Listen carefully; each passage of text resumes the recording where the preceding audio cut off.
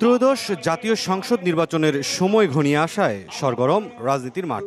নিত্যদিনের অনুষঙ্গ সামাজিক যোগাযোগ মাধ্যমও ব্যবহার হচ্ছে নির্বাচনী প্রচারণায়। কোন রাজনৈতিক দলের শুক্রবার সকালে জাতীয় প্রেস ক্লাবে বাংলাদেশ ফেডারেল সাংবাদিক ইউনিয়ন বিএফইউজের দ্বিবার্ষিক কাউন্সিল 2025-এর উদ্বোধনী অধিবেশনে সামাজিক মাধ্যমে রাজনীতিকদের ভিন্নধর্মী প্রচারণার সমালোচনা করেন বিএনপি মহাসচিব। এই সোশ্যাল মিডিয়াতে যেহেতু সেখানে কোনো দায়বদ্ধতা নেই, যা খুশি তাই বলা যায়, এমনভাবে রাজনৈতিক দল, রাজনৈতিক ব্যক্তিত্ব, সামাজিক ব্যক্তিত্ব, ব্যবসায়ী সকলের সম্পর্কে যে নেগেটিভ প্রচারণা চালানো হয়, তাতে করে কিন্তু গণতন্ত্র শক্তিশালী হয় না।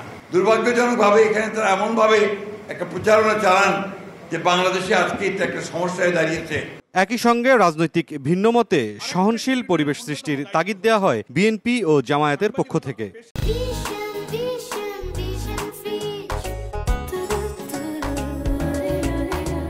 প্রত্যেকটা দলের তো একটা কর্মসূচি, লক্ষ্য উদ্দেশ্যের ভিন্নতা থাকে, কিন্তু এটাও ঠিক যে কিছু কমন ইস্যুতে একটা ন্যাশনাল কনসেনসাস থাকতে হবে, যাতে জাতির কঠিন সময়ে আমরা রাজপথে ফ্যাসিবাদ বিরোধী আন্দোলনের মতো একটা সময় দাঁড়াতে পারি। দুর্নীতিবাজদের বিরুদ্ধে না বলার জাতীয় ঐক্যের ব্যাপারে কোনো দলের মধ্যে দ্বিমত নাই। মূল জায়গায় ঐক্য থাকবে, কিন্তু ভিন্নতা তো থাকবে।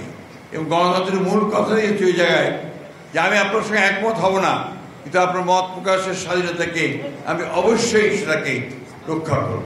এদিন প্রেস ক্লাবের সামনে আলাদা কর্মসূচিতে বিএনপি চেয়ারপারসনের উপদেষ্টা জয়নুল আবদিন ফারুক বলেন, নির্বাচনী কর্মসূচিতে বিশৃঙ্খলা সৃষ্টি করলে পলাতক ফ্যাসিস্ট ও তাদের দোসররা সুযোগ নেবে। এই সরকারের অধীনে একটি সুষ্ঠু নির্বাচন যদি আপনারা উপহার দিতে পারেন, এই টেক্সটাইল সেকশনকে ধ্বংস করে দেওয়ার জন্য যে ষড়যন্ত্র শুরু হয়েছে, এই ষড়যন্ত্র প্রতিহত করতে হবে।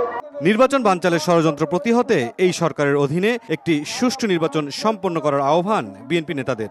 নির্বাচন যাতে ব্যাহত না হয় সেদিকে লক্ষ্য রাখবেন। মুরসালিন হক জুনায়েদ, সময় সংবাদ, ঢাকা।